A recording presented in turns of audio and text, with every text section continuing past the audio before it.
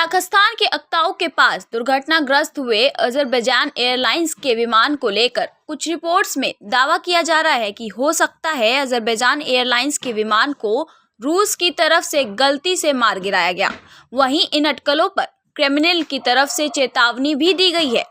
Kazakhstan में हुए विमान हादसे को लेकर कई समाचार रिपोर्ट्स में दावा किया गया है कि अजरबैजान एयरलाइंस का विमान बाकू से रूस के ग्रोजनी जाते हुए समय संभवतः गलती से रूसी मिसाइल का शिकार हुआ था।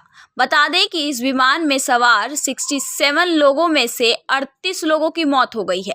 कुल 62 यात्री और 5 चालक दल के सदस्यों में सिर्फ 29 जिंदा बचे हैं।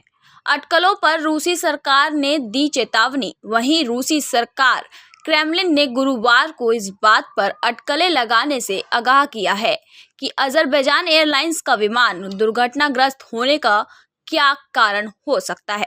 दरअसल एक विमान विशेषज्ञ ने कहा था कि सबूतों से संकेत मिलता है कि यात्री विमान रूसी एंटी मिसाइल का शिकार हुआ होगा। युद्ध प्रभावित क्षेत्र में उड़ रहा था विमान।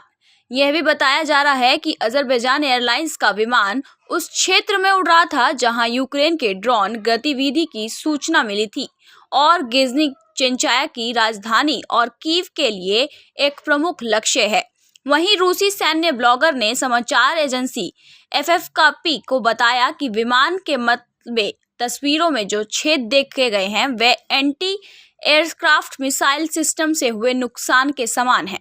उन्होंने कहा कि नुकसान से पता चलता है कि विमान गलती से एयर डिफेंस मिसाइल सिस्टम से टकराया होगा। दुर्घटना के कारणों की जांच जारी। दिमित्री पेस्कोव इस मामले में रूसी राष्ट्रपति व्लादिमीर पुतिन के प्रवक्ता दिमित्री पेस्कोव ने कहा कि दुर्घटना के कारणों की जांच जारी है।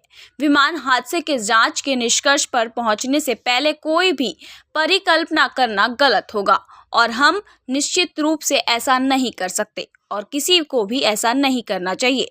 बुधवार को कजाकिस्तान में हुआ विमान हादसा। एम्ब्रेयर 190 विमान बुधवार को अजरबैजान की राजधानी बाकू से रूस के चेचेनिया के ग्रोजनी जाते समय कजाकिस्तान के शहर अक्ताऊ के पास दुर्घटनाग्रस्त हो गया। अजरबैजान एयरलाइंस के अनुसार विमान ने अक्ताऊ से लगभग 1.8 मील की दूरी पर आपातकालीन लैंडिंग करने का प्रयास किया, लेकिन इसके बजाय वह जमीन से टकराया, जिसके बाद उसमें आग लग गई और विमान 2 टुकड़ों में टूट गया।